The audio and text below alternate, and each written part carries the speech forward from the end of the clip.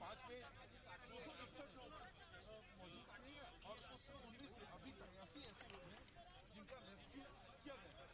INS Kochi इस वक्त अपने साथ 186 में से 125 लोगों को बचा कर ला रहा है। सभी को रेस्क्यू किए गए लोग हैं धन्यवाद दे रहे हैं।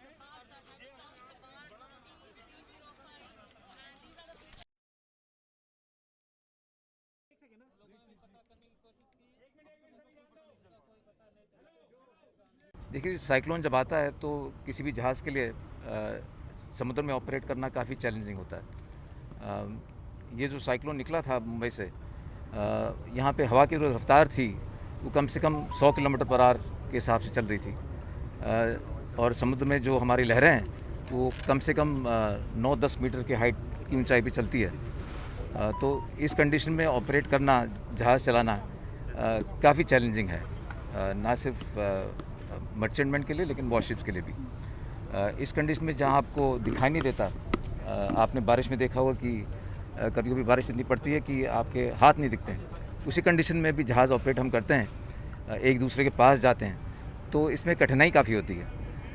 लेकिन इन कठिनाइयों को का सामना करने के लिए नौसेना जो है हम सबको पहले से ट्रेन करती है। हमारे ऑफिसर्स, हमारे सेलर्स, जितने भी नौसैनिक हैं, सब इन कंडीशन में काम करने के लिए सभी तैयार हैं, सभी ट्रेंड हैं। इसलिए मैं कह रहा था कि जैसे हमें हुक्म मिला तो हमें 1 घंटे के अंदर हमको जहाज़ को निकालना पड़ा यहाँ से। हालांकि अगर आपने देखा होगा कि परसों 17 तारीख की सुबह मुंबई में भी आपने देखा होगा कितनी बारिश पड़ रही थी, जहाँ आपको शायद हाथ भी दिखाई दे दिया।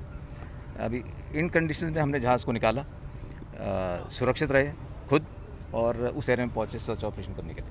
सर, रात के समय सर्च रेस्क्यू जारी रहा, रात भर तक मदद किया गया। कैसे चैलेंजिंग था रात के समय, क्योंकि विजिबिलिटी नहीं थी और लहरें 9-10 फीट तक ऊंची थी, 9-10 मीटर तक। ये ऑपरेशंस जो थी, हमने जब स्टार्ट की थी 17 के शाम को, और हमने लोगों को रिकवर करना किया समुंदर से।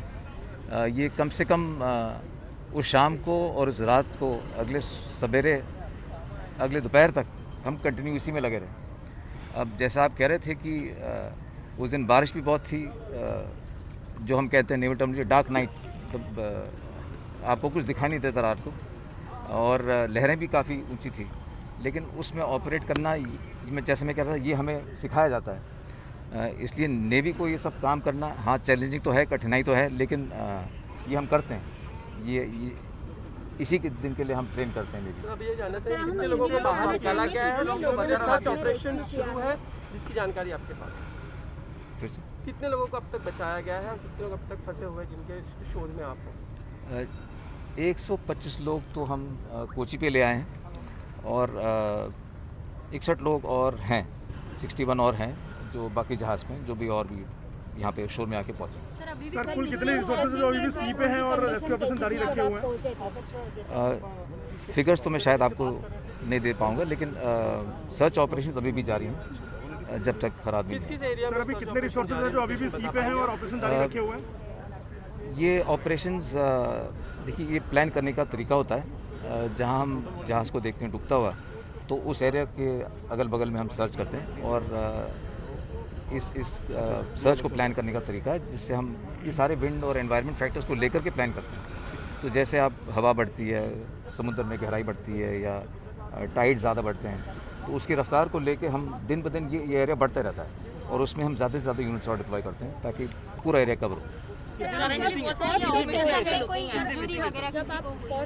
नहीं, जितने भी लोग हमने रिकवर किए थे, देखिए, अगर आदमी पानी में गिर रहा आदमी, तो ये तो गिवन है कि थोड़ी तो चोट तो लगेगी।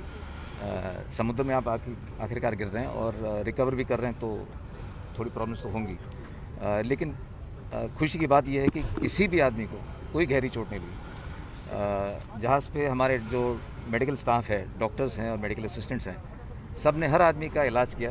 ऑन बोर्ड जैसे आए थे, और सबको थोड़ा बहुत मेडिकल ट्रीटमेंट दे करके उनको हमने उनका देखभाल किया।